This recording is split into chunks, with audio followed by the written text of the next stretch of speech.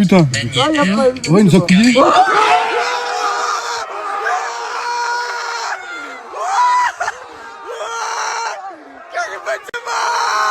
Ah, ils étaient comme ça, nous on était tous presque comme ça.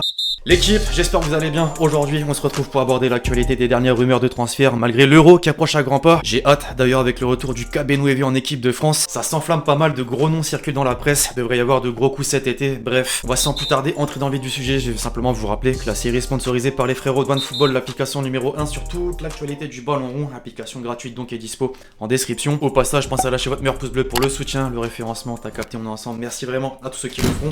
On entre dans le vif du sujet, désormais l'équipe en France pour commencer aujourd'hui avec le Paris Saint-Germain. Après la prolongation de Neymar au tour de Draxler d'étendre son bail dans la capitale jusqu'en 2024, l'Allemand avait reçu une offre supérieure du Bayern mais a finalement décidé de rester. Une bonne nouvelle, même si les supporters en auraient attendu autant d'Mbappé dont le doute plane toujours concernant son avenir. Le Français n'a toujours pas fait son choix et le Real y croit de plus en plus. La presse espagnole va dans ce sens, à en croire le quotidien AS. Une arrivée de l'attaquant à Madrid n'est finalement pas liée à la décision de Zidane pour la saison prochaine. Peu importe le nom de l'entraîneur, il pourrait quand même débarquer. D'ailleurs, court aparté, Florentino Pérez, le président du club espagnol, a déjà deux pistes de potentiels successeurs. La légende Raoul qui entraîne la Castilla et Allegri qui n'a pas côtoyé de bande touche depuis son départ de Turin. Zizou, lui, est déjà annoncé à la Juve par les journaux italiens, là où Pirlo est pointé du doigt de par ses résultats. Bref, Mbappé a donc toutes ses chances de partir cet été. Les dirigeants parisiens ne mettent pas de côté cette possibilité et pensent à plusieurs joueurs au cas où le numéro 7 doit être remplacé. Il y a quelques jours, le Parisien mentionnait le nom de Salah. On en parlait dans le dernier épisode de la série.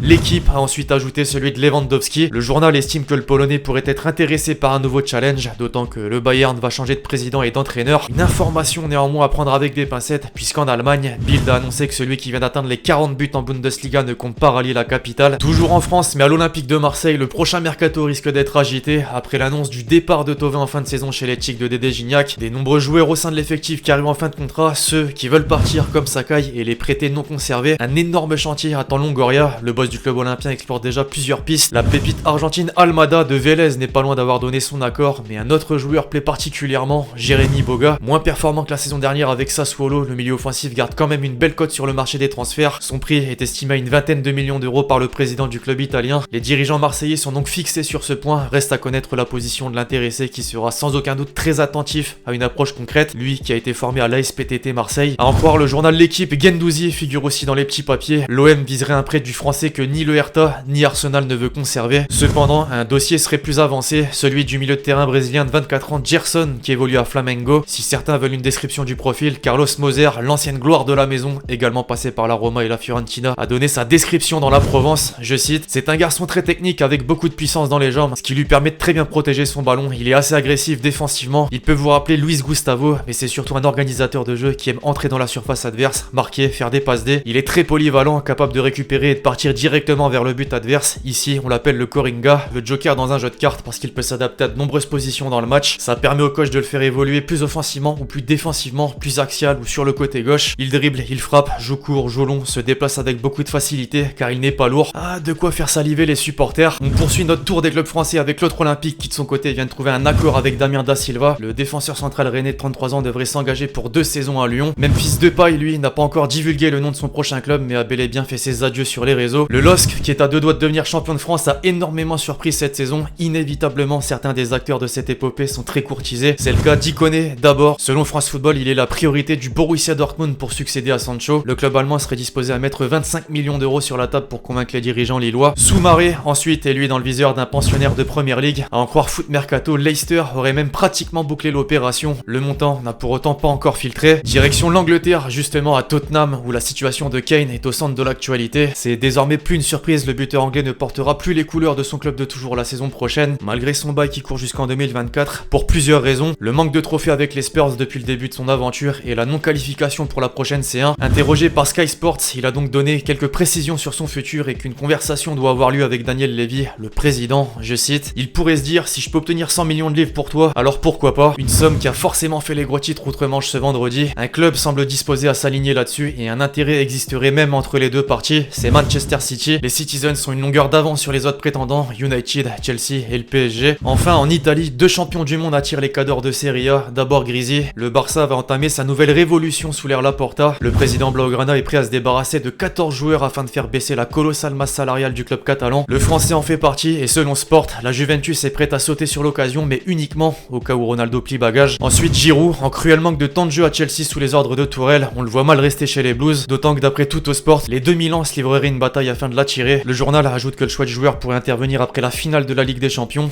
Affaire à suivre. Bref, voilà l'équipe, c'est tout pour cette vidéo sur l'actualité des dernières rumeurs de transfert. J'espère que vous l'avez kiffé, je compte sur vous si c'est le cas pour lâcher votre meilleur pouce bleu. Donnez-moi vos avis justement sur tout ce qu'on a pu aborder aujourd'hui. D'ici là, on se retrouve très vite sur la chaîne pour de nouvelles vidéos. C'était Alexis. Ciao.